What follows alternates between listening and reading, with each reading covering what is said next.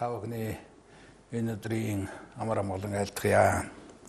Шинжлэх ухаан таны мэдхийн судлагдсан нэвтрүүлгийн ээж шин дугаар эхлэхэд бэлэн боллоо. Манай өдрийн нэвтрүүлгийн зочноор Шинжлэх ухааны академийн геологийн хүрээлэнгийн салбарын эрхлэгч Найдан Сүрэнгийн тунгалаг доктор маань өргөдөн ирлээ. Танд энэ өдрийн мэнд айлтгая. Танд бас энэ өдрийн мэндийг хүргье. Шинжлэх ухааны академи маань одоо 16 хүрээлэнтэй байна, тийм ээ. 16 хүрээлэнгийн нэг нь геологийн хүрээлэн.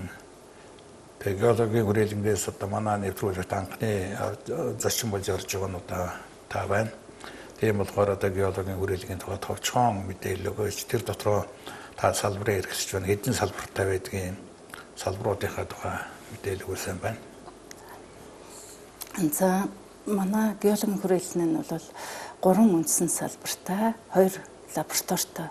За 3 үндсэн салбарын нэг нь бол магматизм ба металлургийн салбар, нөгөөх нь бол регионал геолог, тектоникийн салбар, 3 дахь салбар маань бол мезканизм салбар гэсэн ийм 3 үндсэн салбартай байгаа. За лабораторийн хувьд бол петрографийн лаборатори, микропатентологийн лаборатори гэсэн ийм 2 лабораторитой ингээ үйл ажиллагаа явуулдаг, эрдэнэ шинжилгээний ажлыг гүйцэтгэдэг байгаа. За манай салбар нь бол магматизм ба металлургийн салбар гэж салбараар бол судалгааны ажлаа хийж байна. Магматизм гэдэг нь бол ер нь магмын үйл ажиллагаагаар үүссэн магмын чулууг бол судалдаг байгаа. Металлургийн гэдэг маань ерөнхийдөө ашигт малтмал тэдгээрийн орон зай, тархалт, зүй тогтолыг бол судалдаг ийм геологийн үндсэн чиглэл юм. За манай магнетизм металлургийн салбарын хүрээнд бол нэг суурь судалгааны ажил бол гүйцэтгэж байгаа. За энэ суурь судалгаанд нь бол тархатан өргөдлийн магматизм, тэдгээрийн ийм бодисын найрлага, гарал үүсэл, геодинамик гэсэн ийм суурь судалгаа бол ажил явагдаж байна. Энэ ажлын хүрээнд бол бид тархатан өргөдлийн хэмжээнд суурь чулуулаг түүний ингээд тархалттай магмын чулуулгын судалгааг бол хийж байгаа. Тархатан өргөдөл бол магмын буюу магматизмын өргөн тархалттай маш үзэсгэлэнтэй юм сайхан өргөдөл байдаг.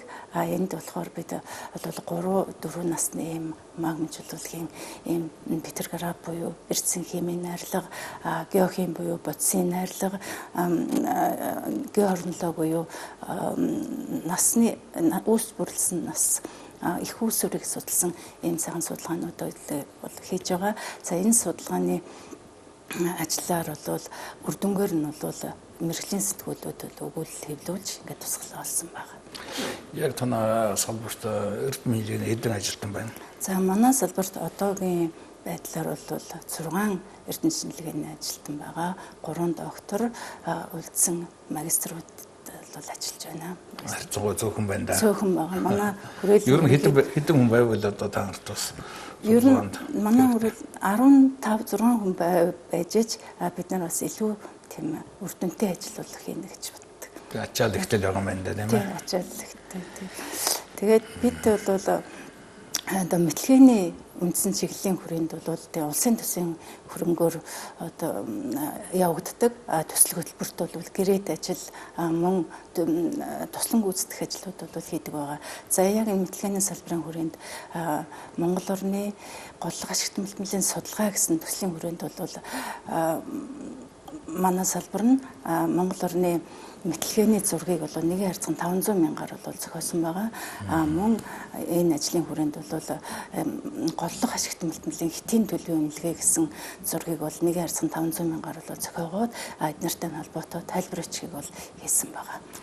Тэгэхээр Монгол орны одоо хөгжил бол явж уурхай геолог дээр тогтчих байна шүү дээ. Тийм учраас төрөөс бол одоо геологийн хүрээлэн энэ салбаруудын чадварыг нэмэгдүүлэх талаар санхүү болсон хүчний нөөц одоо цаашдаа анхаарах байлгүй гэж ингэж бодож байна. За өнөөдөр бидний ярих гол сэдэв бол энэ номын тухай байна.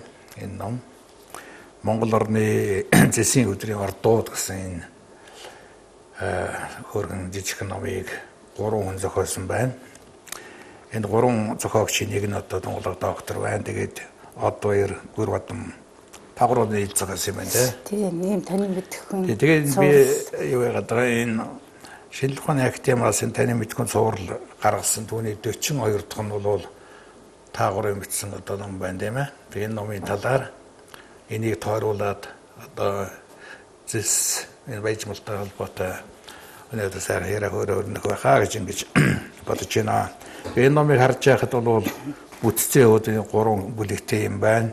Зэсийн ерөнхий мэдээлэл, зэсийн хөдрийн тухай, Монгол орны зэсийн ордууд гэдэг их цомхон айтайхан бичсэн энэ сайхан ном байна. Энэ чиглэлээр хэдүүлээ ярилцъя. Яг нийтдээ энэ ном бол одоо ерөнхий боловсролын сургуулийн сурагчид, ихтэй сургууль, коллеж, оюутнууд зориулсан энэ одоо хялбаршуулсан энэ ном байна тийм ээ.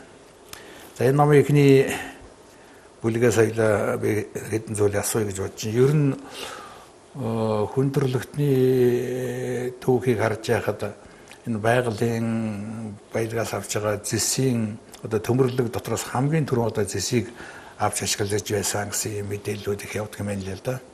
Тэгэхээр энэ чи яг юу гэсэн ойлголт юм бэ? Одоо зэс байгалийн хэлбэрээрээ бол одоо зэсийн хамгийн одоо хялбар харагддаг юм эсвэл тийм тархсан их байдаг юм уу?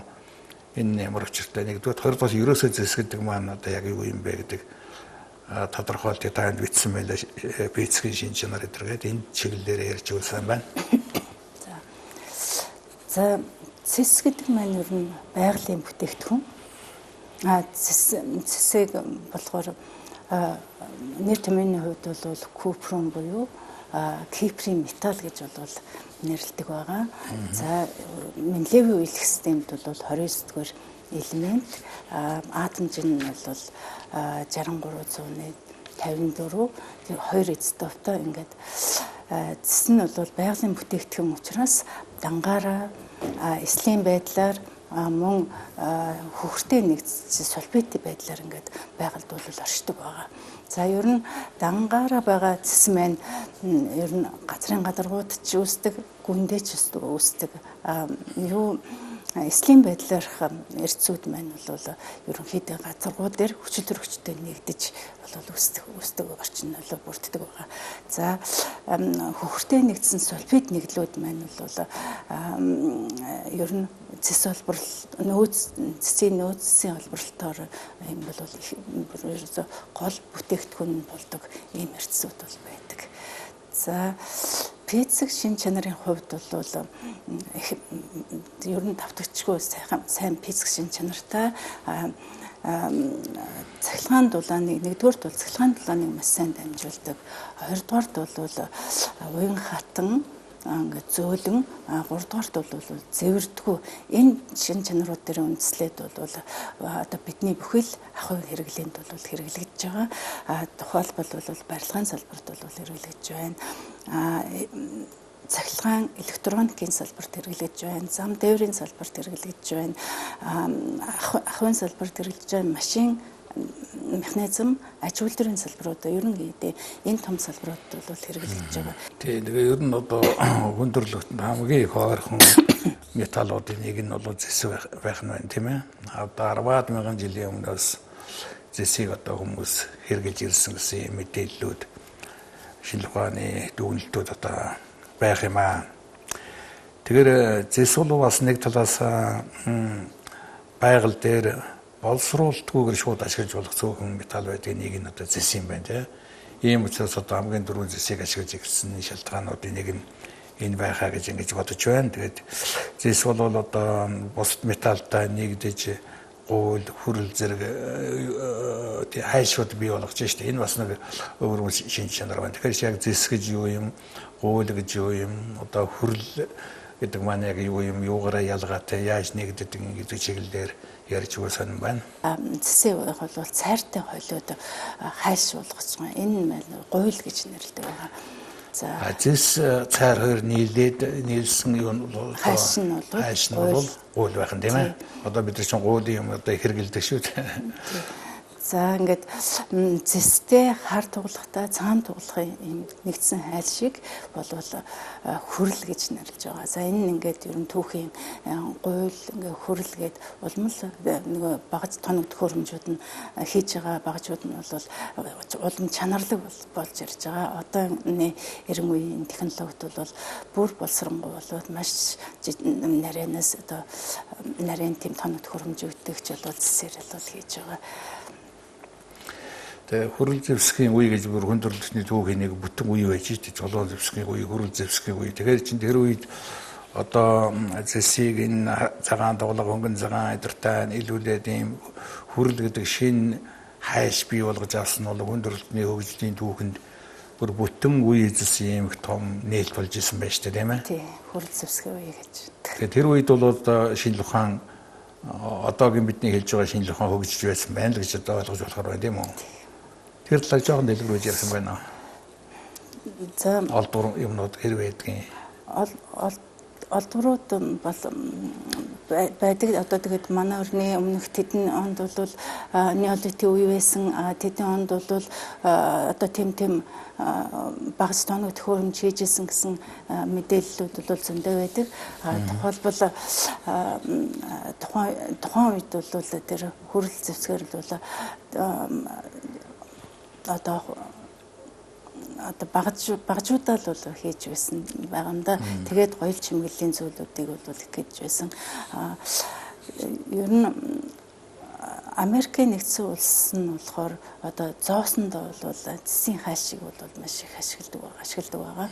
Энд болохоор тэр зоосон мөнгөндөө зэс никлийн хайшиг бол хэрэгжилж өнгөн их гоё ялгардуу мөртлөө ерөнхийдөө зэсээс бүтдэг. Ягаад гэвэл ингээд 75% нь бол зэсийн оролцоотой, ингээд 25% нь бол одоо никлийн оролцоотой юм. Тэгээд энийг ч бас одоо үед болохоор бас энэ зэс бол маш их хэрэгцээтэй металл. Тийм учраас бас энэ заавал энэ зоосонд хэрэглэх шаардлага бас байна уу гэсэн асуудал бас тавигддаг юм байна. Тэгээд монголчууд зэсийг бол гэрийн зэс хэлбэрээр нь хайш хэлбэрээр нь энэ зарлал хэрэгжилсэн сая өөр тэр гоё чимгэлтэй холбоотой юмнууд хэллээ. Ахуй хэрэглэн зөндөө хэрэгжилсэн зэс саяга тэгээд зэс том одоо төртмө хэрэглээл байлаа шүү дээ. Энийг бол одоо хүний бас өөрийн эрүүл мэндтэй холбоотой олон учир шалтгааны үүднээс хэрэгжилж исэн байх. Энэ чиглэлээр тодруулж ярих юм юу вэ? Ахуй хэрэглээнд. За ахуйн хэрэглээнд бол бас зэсийг бол өргөн хэрэгэлдэг байсан. Зэс бол ер нь хүний биед бол шимт хижээс бас болдог юм бүтээгдэхүүн юм байна. Тухайлбал ингээд насанд хүрсэн хүнд ер нь хоногт 1.2 мг зэс бол хэрэгтэй гэж бас ярьдаг тооцоолол байдаг. Түүнээс гадна зэсийн бас нэг өрмөц шин чанар нь бол халдвар болон тийм нэм бактери устгадаг гэсэн бас нэг юм сайхан шин чанартай байдаг. Энэ нь болохоор эмнэлэг буюу ангаахт бол өргөн хэрэгэлдэг байгаа. Нэм бактерийг устгах халдвар төвчнийг энийг бол ангижруулахт бол маш чухал хэрэглээр оруулж хэрэгжилж байгаа. Өөрөөр хэлбэл тийм эмнэлгийнхаа хаалганы бариул, орны одоо бариул энтгийг бол зэсээр хийдэг. Тэрнээс гадна бас халдваргүйжүүлэхийн тулд том хавтан тийм хэрэгслүүрч болгож бас ашигладаг байгаа. Тэгээ угаасаа хүний биед чинь өөрт нь одоо зэс байдаг юм байна шүү дээ, тийм ээ. Тийм учраас тэр зэсийн зогс тарилцаа ямар байдаг юм. Тэгээд ном сонин үзэж явахд бол хүний биеийн хэвийн хэмжээнд бол 100-аас 200 мг юм зэс одоо байж байгаа хэвээр. Ялангуяа элэгэнд, тариханд одоо маш ихээр хөрөмтлөгцөө эдэргээд ингээ байдаг. Тэгэхээр чинь нэг юм тодорхой хэмжээнд хүн байж ах хэвээр байна. Өдөр тутмын хэрэглээнд одоо 100 грамм зэсийн холбоотой юм бас хэрэгжилж явах хэвээр эдэрсэн зааврууд эдэр байх юм л да. Тэгэхээр хүний биед одоо хэтрүүл яадаг юм. Энэ зэсний юм дутуул яадаг гэсэн энэ жиглэлээр яг өдөр ангаахын чиглэлээр усууд хариулах байх л да. Гэхдээ та нар бас судлаач улсуудын хувьд ямар хөө заавар хүмүүс хамдаж хэлэх зүйл юу вэ? Хүний биед бол яг л байх ёстой хэмжээгээр нь бол цэсийг бол байх ёстой. Хэрвээ орцсон хэтэрх юм бол тэр маань хор болох аюултай. Тийм учраас бол ер нь өдөрт 1.2 мг цэс байх ёстой гэсэн одоо мэдээлэл байдаг юм байлээ. Тэр нь болохоор ингээд хүний биед байгаа ферментүүдийг одоо шимтэж ил болгох, энерги болгох одоо тийм зохицуултыг бол хийдэг. Зэс дотоод ирэхээр л одоо нэг яс амархан угардгаас авахуулаад л тэр дархлааны тогтолцоо муудах, арьс амархан үрчлээд гэдэргээл ийм шин чанарууд илэрдэг гэж байгаа юм л да. Тэгэхээр бол зэсийг бол бид зүгээр металл хэлбэрээр хараад байгаа болохоос биш хүний биеинд ороод одоо тарих хийлгэнд одоо ямар их нөлөөтэй үр гүйцэтгэх гэдгийг тэр болгон ус сайн мэдэхгүй байх нь хаашаа хэрэгжилж ирснийг бодоход тийм ээ. Ялангуяа манай өвгдээцүүд бол одоо тэр зэс домбон цагаан хийдэг зэсээгэнд одоо хоолндоо хийж иддэг нь бол энэ хүний биеинд байх ёстой тэр зэсийн тэр доктортой байдлыг хадгалах гэж хэрэглээд байна. Тэгэхээр бол би бол бодож шít. Ер нь манай өвгдээц бол энэ шийдвэр зэсийг бол одоо өөрийнхөө эрүүл мэнд ахуй амьдралдаа хэрэгжилж ирсэн бол бас их одоо нэг Монгол ухаан нэг байжээ л гэж одоо ойлгохоор байна тийм ээ. Цаашдаа ч гэсэн одоо бас тэрийг хэвшүүлбэр ингэж санагдах юм аа. Тэгээд нөгөө цэсийг дээр үес ашиглаж ирсэн бас нэг төвх бол бас нөгөө бом өвчнөр өвдсөн малын махыг ингээд цэс тоон чанах юм бол тэр хоргочлолттой болдгоо гэсэн бас нэг мэдээлэл байгаа. За тэгэхээр зэсийн хувьд нэг иймэрхүү байдаг юм байна. Ер нь зэсийн хэрэглээ ер нь ямар хөө байдаг юм бол доо. Би зүгээр энд нэг жишээ хэлмээр санагдчихлаа. Ер нь зэсийн нөөц ер нь хэрэг байдгийг гэдгээс л ихнээр юм шиг байгаа юм тийм ээ. Энэ судалгааны таамаглал нэлээд байдаг юм шиг байна. Зэсийн нөөц бол ер нь нэлээд ариун 3 сая тэрбум 3 тэрбум нөөцтэй гэж ярьдаг. Цэс маань ерөнхийдөө цэсийн тархалтыг ингээ аваад үзэх юм бол цэс үүсэх нөхцөл маань одоо плетүүдийн цахаар бол үүсэх нөхцөл нь бол бүрддэг. Өөрөөр хэлбэл далайн зарцс их газрын доогоороо шургах тэр плетүүдийн цагт бол үүсэх. Одоо манайхаар бол одоо Америкийн одоо Андын нуруу гэж нэрлэдэг байгаа. Тэр Чили, Перугийн тэр ордууд маань бол тэр нөхцөлд бол үүссэн. Мөн бас одоо хоёр плет хоорондоо мөргөлдөх тийм процессын дүнд бол үүссэн ордууд бол байдаг байгаа. Далайн зарцс их газрын доогоор шурах нөхцөлд голдуу энэ порфирийн төрлийн гэдэг ордууд бол үүсдэг байгаа. Тэр ордоос бол энэ порфирийн төрлийн орд гэдгээс бол ер нь цэсийн нөөц олборлтыг бол ер нь 60% нь бол энэ порфирийн төрлийн цэсээс бол олборлдог. Өөрхийн нөгөө цэнхэрнүүдийн энэ гаригийн дэлхий гэдэг бол одоо үнэхээр энэ баялаг эрдэс бодцоор одоо баян тийм л их амьд гариг ертөнцийн байгаад байна шүү дээ тийм ээ.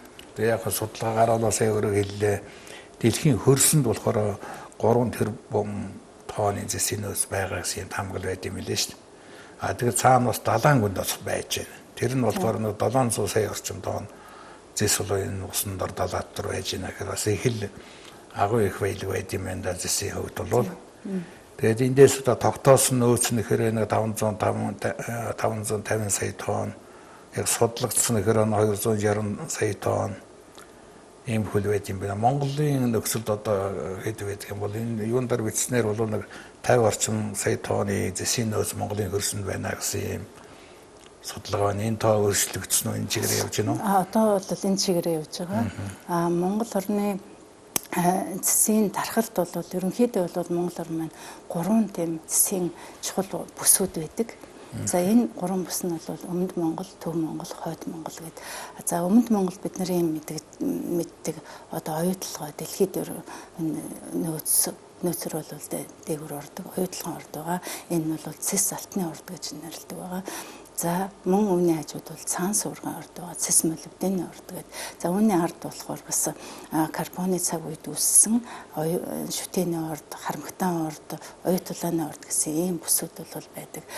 Бас манай цэсийн энэ хойд Монголд бол бас эрдэнтийн ордыг бол орд байдаг.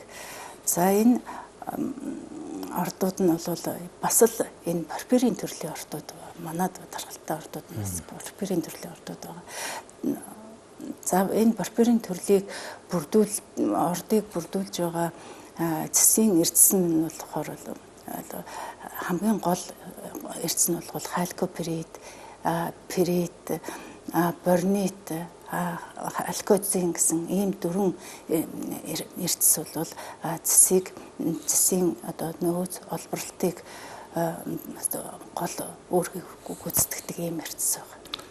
Тэгээ өөрөөсөө хэлээд хамгийн их тархалцтай нийтдээ нэг 10-аад орд байх шиг байна одоо Монголд судалсан тийм ээ. Тэрүүнээс одоо үнэхээр нөөцөөрөө Монгол төдийг одоо дэлхийд тэргүүлэх хэмжээнд байгаа нь бол оюу толгой эрдэнэ цагаан суурга харамгтай эдэр юм шиг байна тийм ээ.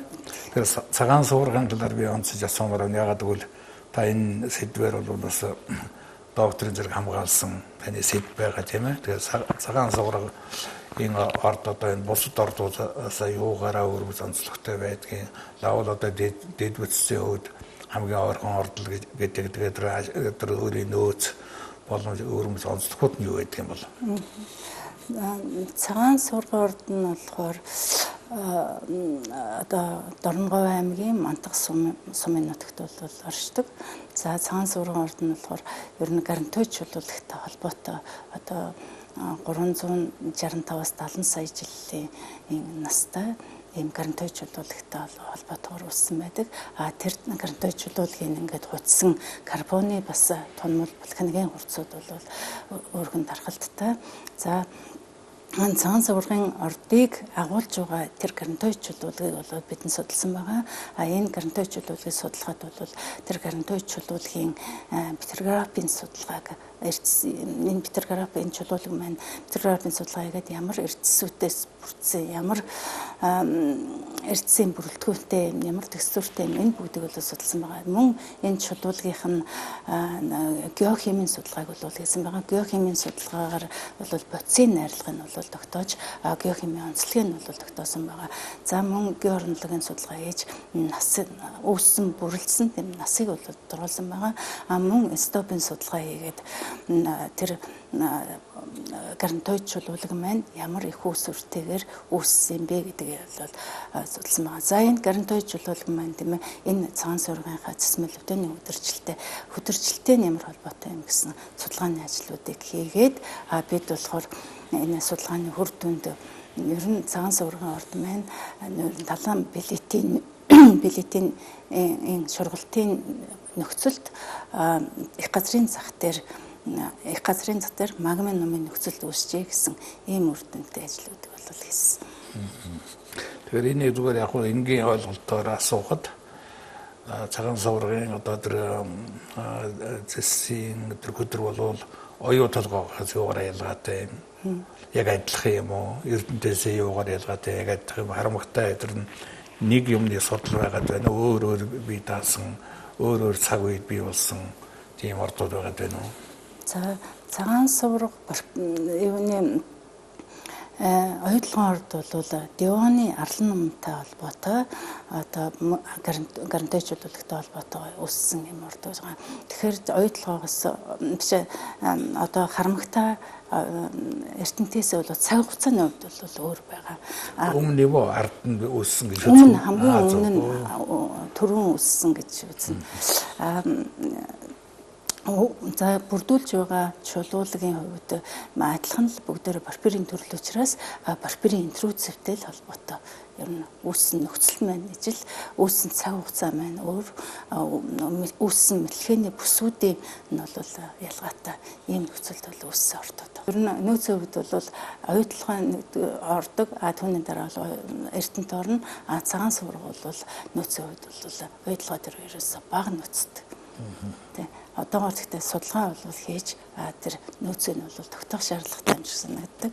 Яагаад гэвэл бол цагаан суургын бүхэл пропирийн орд байх бүх шинжүүд нь бол бүрдсэн байгаа. Гэхдээ бол тийм шилжилтээр бол өргөдөл суугдалд орж бол хөдөр маань шилжсэн юм уу гэсэн таамаглалууд бол байдаг. Одоо чинь цагаан суургач нэг макийн эзэмшил байна уу? Тийм, мак эзэмшил. Тэгэхээр энэ сэдвийг бол одоо хувийн компани мак захиалж судалгаа хийлгдэг юм уу? Зөвхөн төрийн бодлогоор хийдэг юм уу? Өөрийн чинь судалгаа. Энэ бол зөвхөн цэвэр эрдэнэ шинжилгээний одоо миний л их судалгаа. Ирэх биш одоо энэ төрийн байгууллага өөрийнхөө бодлогын хүрээнд бас ингээд тэгээ бас эрдэнэ хэлний ажилтан хүн өөрөө энэ сэдвийг сонгоод ингээ ийм том эрдэнэ зэрэг хамгаалсан бүтээл бий болсон байхад бол тэр макийн одоо сонирхож ирэх биш санхүүжилт хийж тэгдэг юм уу? Санхүүжилт бол хийхгүй. Бид нар бол геологийн судалгаа хийхэд бол хээрийн судалгаа гэж маш чухал ажил байдаг. Энэ хээрийн судалгаанд бол макийн геологууд бол биднэрт бол маш их тусалж хээрийн судалгаа хийх боломжийг олгож байсан. Ер нь Монгол улсын зэсийн үйлдвэрлэлийн өнөөгийн байдал ямар хувь байдгийг дэлхийн зах зээлд эзлэх байр суурь гэр байдгийг манай зэстэй холбоотойгоор. За зэстэй холбоод манайх чинь зэсийн нөөцөөр ерөнхийдөө 12-д ордог. За тэгэхээр бас нэг юм тодруулаад зөвхөн таны мэдхэн шинжтэй асуулт доктороос асууя гэж ингэж бодож байна. Тэгэхээр зэсийн өдөр, зэсийн баяжмал, боловсруулсан зэс, цэвэршүүлсэн зэс, баяжуулах үйлдвэр гэдэг ийм ойлголтууд байна шүү дээ. Энийг жоохон энгийн байдлаар хэлээд өгөх сайн байна. За зэсийн одоо гол эрдэсүүд гэдгээс би ярив. Ер нь зэсийн 200 орчим зэсийн эрдэс байдаг. Түүнээс болохоор ингээд 15 эрдэс маань бол нэлээд түгээмэл ер нь үйлдвэрлэлийн ач холбогдолтой эрдэсүүдэд бол ордог байгаа. За энд болохоор одоо олборлтыг ер нь бүрдүүлж байдаг. Би түрүүн хэлсэн халькопирит, борнит, халькоцин, купонит гэсэн ийм дөрвөн эрдэс маань бол гол зэсийн олборлтыг бол бүрдүүлдэг ийм бүтээгдэхүүн буюу ийм одоо хөдөр нь болдог. За ингээд зэсийн ер нь дэлхийн одоо олборлж байгаа уул уурхаан одоо зэсийн агуулга маань ерөнхийдөө 0.4-өөс 5% агуулгатай гэж бас үздэг байгаа. Тэгээд эндээ болохоор их баян ордод бол зэсийн агуулга нь бол 2%-аас илүү дунд зэргийн агуулгатай ордод бол 1-2%, ядуу агуулгатай ордод бол 1-ээс бага хувьтай ийм агуулгатай бол байдаг байгаа. За ер нь тийм эсэлдсэн буюу тийм гиперген эрдэсүүд гэж бас байгаа. Энд болохоор малахит, оюу, малахит, азурит, куприт, даран зэс одоо эднэр бол ордог байгаа. За энэ эрдэсүүдийн хуримтлал нь бол одоо хуримтлал бол одоо хөдөр болно.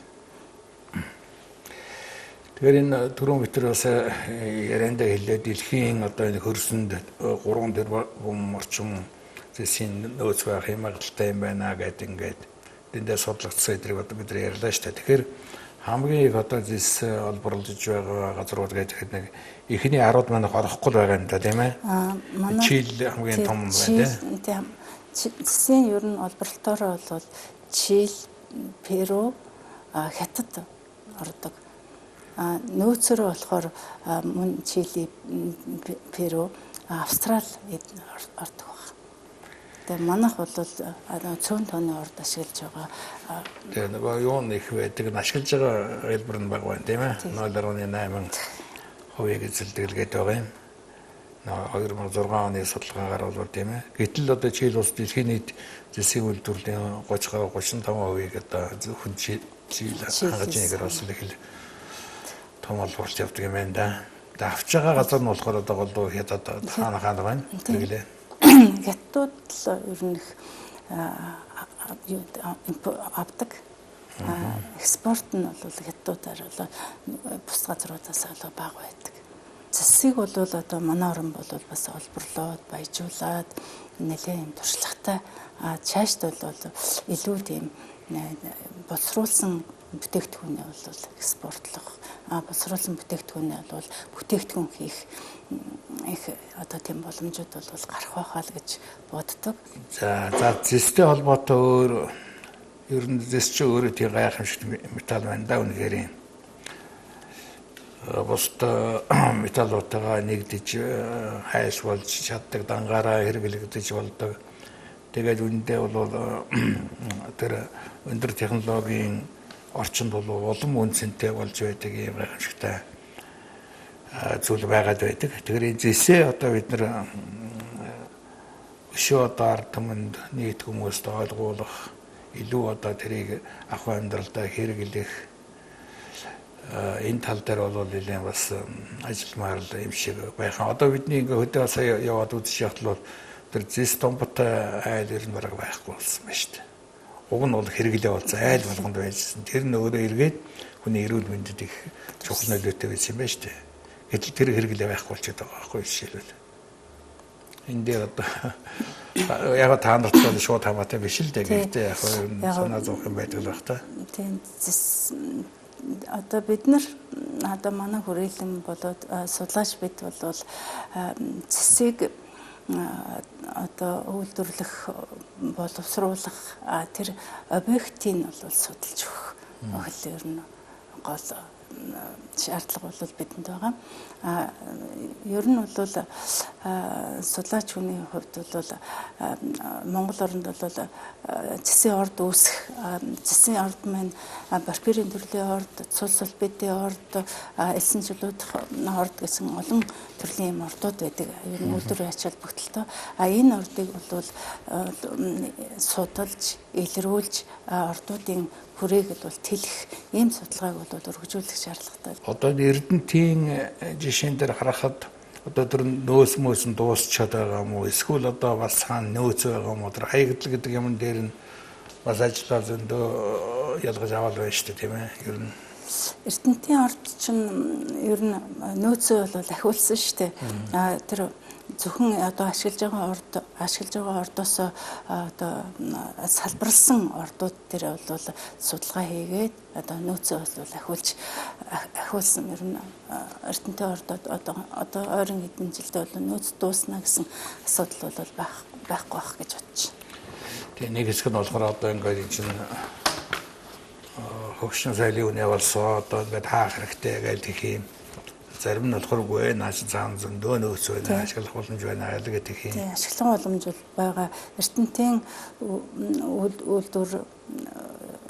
үйлдвэр бол Эрдэнэтийн ордынхоо нөөцийг ахиулах, мөн ойр орчинд нь байгаа судалгаа хийх ийм ажлууд нь маш их хийж одоо нөөцийг бол ахиулж, судалгааг бол чанартай хийж үр дүнгуудыг бол авдаг байгаа шүү дээ. За ер нь одоо бид нар бол зэсийг бол зэсийн хөдөр олон янзын хэлбэртэй байдаг юм шиг байна л да. Бид нар өдөр аранжин зэс гэдэг юм уу тэр өдөр тэр талаас нь л мэдэж штэ. Өөр ямар хэлбэрүүд байдгийг байгалийн байдал дээр ч юм уу тийм ээ. Тий. Цэвэр тэм аранзан зэс бол байна. Бас эслийн байдлаар бол байна. Хөхөртэй нэгдсэн тийм сульфид нэгдлүүдийг үүсгдэг ийм одоо 3 ийм одоо цэсийн эрдэсүүд бол үүссэн байдаг. Энийг энгийн хүн одоо ялгаж болох уу? Энгийн хүмүүс энгийнүүдээр тийм ээ. Цэвэр зэс бол ерөнхийдөө л цэсэн гадаргууд дээр цэсэн өнгөтэй зэвэрсэн гадаргууд дээр бол тийм бараптар өнгөтэй юм байна. Халькопирит гэж одоо энгийнүүдээр харах юм бол ийм алтлаг ийм шаргал одоо зарим энгийн зүгээр мэрэгжлийн биш хүмүүс бол энэ алтуу гэж бас ингээд асуудгийн тэр бол халькопирит одоо цэс төмөр уралдсан ийм ер нь цэсийн ордыг одоо бүрдүүлж байгаа гол эрдэс бол халькобрит байдаг. За борны тэгвэл арай боровтор өнгөтэй мөн л бус цэс төмрүүд орно хөхрөтэйгээ нэгдсэн ийм эрдэс бол байгаа. За юу Кипргийн эрдэс буюу тийм эсэлтлийн эрдэсүүд нь бол ингийн хүмүүс бол ялгана манайхан бол оюу тийм одоо азурит гэдэг байгаагаар нь баг өнгөлөөд гой чимгэлд бол сэргэлдэг байгаа. Би нэг юу хийх ногоовтор яата тийм юм байдаг шүү дээ. Ерөөсөө л оюу одоо гой чимгэлд бол тэр чигээр нь өнгөлсөн. Чулуун дараа ингээл байж байдаг шүү дээ. Тэр хэлбэрийн юм байх тийм үү? Тэр зэсэр хийсэн аяга тэр бол тийм байван гэдээ бас тийм яг тийм өнгөтэй ногоовтор өнгөтэй гараад ирдэг шүү дээ тийм ээ. Тэр чинь бол мөн үү? Мөн. Тэгээ эрдэс бол өөрөө дэлхийн цардсын байгалийн бүтээгдэхүүн байж тээ түүний нэг хэлбэр нь одоо аранжин сэдэргээл ингээл гараад ирдэг юм байна тийм ээ. Тэгээ ер нь эрдэс гэдэг маань яг юу? Ер нь геологийн шинжилгээ ухаан гэдэг маань бол гео гэдэг маань бол дэлхий лог нь бол судлал буюу сургаал гэсэн учраас дэлхий судлал гэж байдаг. Ийм учраас ер нь геологийн салбар шинжилгээ ухаан маань дэлхийн энэ цардс бүрхүүл түүний бүрдүүлж байгаа эрдэс чулуулгийн үүссэн процесс түүхийг өслөө судалдаг ийм шинжилгээ ухаан байна. За чулуулга судлахын тулд бид бол тухайн чулуулгийг бүрдүүлж байгаа эрдэсээ судлана, эрдэсийг бүрдүүлж байгаа элементүүдээ судлана.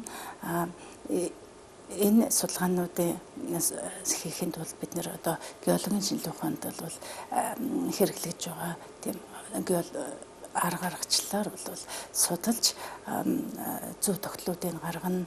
Мөн Монголын геологийн судалгааг бол дэлхийд таниулах мөн дэлхийн геологийн судалж байгаа судалгааны аргуудыг бол хэрэглэж судалгаагаа хийх ийм үндсэн зорилгооттой байна. За тэгээс үнэхээр эргээл дахиад асууя та хүний биед үнэхээр нөлөөтэй зүйл биеийн жингийн 1 кг тутамд 1.4-өөс 2.1 мг зэс агуулгадж байдаг. Энэ харьцаагаа одоо барьж явбал эрүүл байх нь бас нэг үндэсгээл ингээл ярьж байна тийм ээ. Тэгэхээр 4 метроос хөндөд орхлоо. Ер нь монголчууд эртээр үесээ нэзис гуйл энэ мөнгөн аяг эдрийг хэрэгжилж ирсэн. Энэ хэрэглээгээ бол цааш нь бас уламжлаад аваад явах нь зүйтэй юм байна. Энэ үний цаана бол шинжлэх ухааны маш их том тийм тогтвортой ойлголтууд байгаа учраас тийм зүйлийг одоо энд бас онцолж хэлмээр ингэж санагдлаа. За нөөцийн хувьд бол үнэхээр энэ гаруй зэсийн ордоос одоо 36.3 сая тонны зэсийн нөөц Монголд байна гэдэг бол энэ цөөхөн ард түмэнд бол мөнч хангалттай ард байна л да.